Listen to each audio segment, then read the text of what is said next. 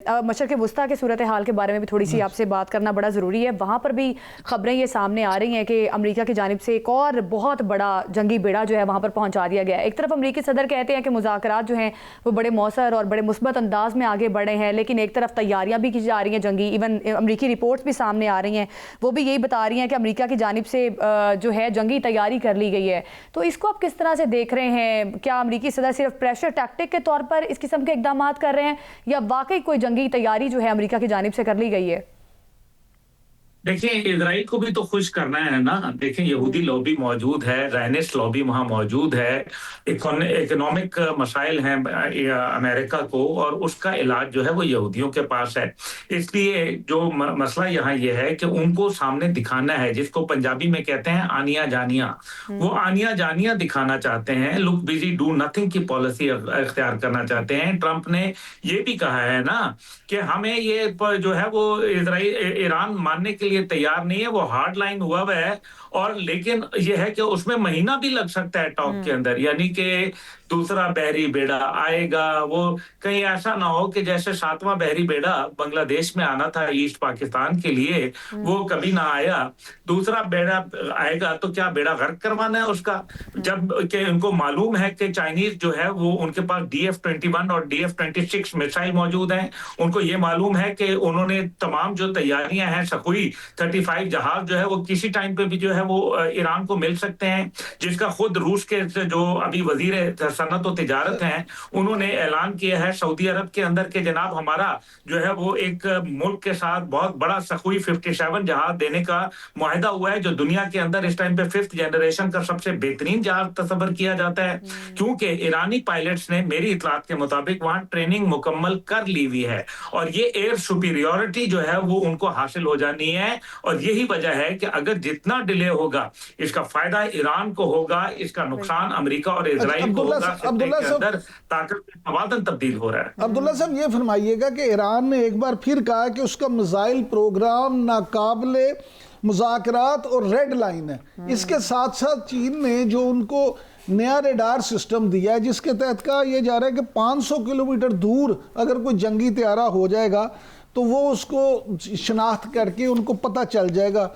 ऐसे में आप क्या समझते हैं कि हज़ारों मिसाइलों की मौजूदगी, जदीद तरीन जंगी त्यारे और जदीद तरीन रेडार सिस्टम, तो क्या अब ये उम्मीद की जा सकती है कि अगर अमेरिका को हमला करता है तो फिर ईरान भी खूब दबरकुट लगाएगा और इसराइल की भी ईंट से ईंट बजा देगा? देखिए, 12 दिन की जो जंग थी उसने ईरान को बहुत सारे सबक जो है वो सीखने पर मजबूर किया और बहुत सारे सबक उसने इजराइल और अमेरिका को सिखाए। उसके बाद उनको पहली बात यह है कि एनरिच्ड यूरेनियम जिसकी तादाद कई 100 किलो मौजूद है वहां ईरान के अंदर, वो अभी भी उनकी मलकियत है और उसमें से कोई चीज तल्फ नहीं हुई। IAEA की रिपोर्ट इसके ऊपर मौजूद है। दूसरी जानिब जो है उनके मिसाइल सिर्फ सिस्टम होना जरूरी नहीं है, बल्कि उसका प्रिसीजन गाइडेड होना बड़ा जरूरी है। यानी कि उसका जो हदफ का निशाना है वो तकरीबन 1 से 2 मीटर के फासले के ऊपर जो है उससे ज्यादा वो तजावुज नहीं करता। ये है वो खतरनाक बात। तीसरी बात यह कि वो कौम खड़ी हो गई है और उनके अंदर जो बगावत डलवाई गई थी रजा पहलवी की जानिब से अमरीकी ईमा के ऊपर और मगरिब की जो बैकिंग की वजह से, वो जो है वो कामयाब हुई कोई नहीं है। और अब जो अवाम ने जो 11 फरवरी को जो सड़कों के ऊपर निकले हैं और ईरान का कौमी दिन जो है जिस जोश जज्बे से और अपनी हुकूमत के ऊपर एतमाद का इजहार करते हुए मनाया गया, वो इस बात की गमाजी करता है कि पूरी कौम जो है वो अमरीका के सामने और इसराइल के सामने डट के खड़ी है। तीसरी जानिब जो है ईरान और को चाइना और नॉर्थ कोरिया और चीन की और पाकिस्तान की जो है वो अल्हम्दुलिल्लाह सपोर्ट हासिल है। अभी आप देखें कि एक्सरसाइज गोल्डन ईगल जो पाकिस्तान एयरफोर्स ने अपने सदर्न एरिया के अंदर की, यानी कि बलूचिस्तान में ईरान बॉर्डर के पास जो की, उसमें 80% पाकिस्तान की एयरफोर्स जो थी वो वहां मौजूद थी। ये किस बात की गमाजी कर रहा है? तीसरी जानिब जो है वो एक और बड़ा अहम पहलू है और वो ये है कि इस दौरान 12 रोजा जंग के बाद ईरान ने जो टेक्नोलॉजी का हसूल किया, जो कि रूसी जहाज एंटीनॉव भर भर के लेके आए टेक्नोलॉजी को और मुख्तलिफ चीजों को, और इसी तरह से चाइना के 2 कार्गो शिप जो है वो वहां लगे। یہ تمام چیزیں جو ہیں وہ بتا رہی ہیں DF-21 اور DF-26 میسائل جو ہیں وہ 3000 سے 5000 کلومیٹر پہ DF-26 اور اسی طریقے سے DF-21 جو ہے وہ 500 سے لے کے 1500 کلومیٹر تک مارتا ہے اور ریڈار سسٹمز جو ہیں وہ ان کے موجود ہیں اور ان کے سرفیس ٹو ایئر میسائل جو ہیں وہ بھی ان کے پاس انٹیکٹ ہے. کوئی بعید نہیں ہے کہ HQ-9 اور PL-15 میسائل ان کے پاس موجود ہوں جنہوں نے پاکستان اور بھارت کی جنگ کا پانسا پلٹ کے رکھ دیا تھا. اس ٹائم پہ امریکہ یا اسرائیل غلطی نہیں کر سکتا. عبداللہ صاحب، یہ جو آپ نے تفصیلات بتائی ہیں تو کیا یہ آپ کی اس گفتگو سے نتیجہ اخذ کیا جا سکتا ہے کہ یہی وجہ ہے کہ یہ معلومات پریزیڈنٹ ٹرمپ کے پاس بھی تو ہوں گی، اسی لیے پریزیڈنٹ ٹرمپ نے جو امریکی عہدیدار ہیں ان سے یہ کہا ہے کہ یہ جنگ طویل مدتی ہوگی؟ جی بالکل، یہ بات درست ہے کیونکہ یہ ایک سائیکولوجیکل وارفیئر ہے، لیکن اس کے اندر یہ یاد رکھیے کہ یہ جو امریکی بیڑے آ رہے ہیں یہ پاکستان کے لیے ان کا اصل نشانہ پاکستان ہے اور ایسی وقت کے اندر یہ بھارت کوئی نہ کوئی سازش ضرور کرے گا پاکستان کے خلاف. ایک طرف اس نے دہشت گردوں کو گرمایا ہوا ہے تو دوسری جانب جو ہے نوروز یعنی کہ ابھی جو سپرنگ آفینسو ہے وہ افغانستان کی جانب سے لانچ کروایا جائے گا اور پھر تیسری جانب جو بھارت اپنی ٹیکنالوجی کو بہتر کر رہا ہے جس کے اندر اس نے ریپر میسائل جو ڈرون سسٹم ہے امریکہ سے وہ خریدے ہیں. اسی طریقے سے جو اس نے اپنا دفاعی بجٹ $102 بلین کر دیا ہے.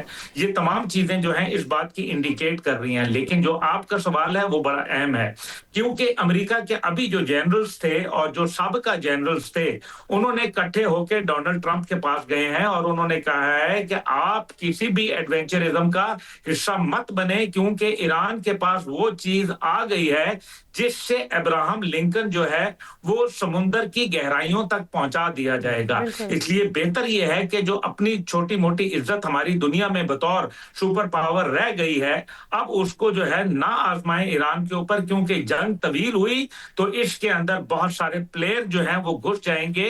بہت سارا دنیا اپنا اسلحہ ٹیسٹ کرنا چاہتی ہے وہ اپنا اسلحہ ٹیسٹ کرے گی. یاد رکھیں کہ سخوئی 57 اور سخوئی 35 جو ہیں وہ وار کے آزمائے ہوئے ہیں. یوکرین جنگ کے اندر جو شاہد کی جانب سے جو خبریں دی جا رہی ہیں کہ اگر جنگ ہوتی ہے ایران کے درمیان تو وہ کافی طویل مدت تک جاری رہ سکتی ہے. عبداللہ صاحب یہ فرمائیے گا کہ ایران نے ایک بار پھر کہا کہ اس کا میزائل پروگرام ناقابل مذاکرات اور ریڈ لائن ہے.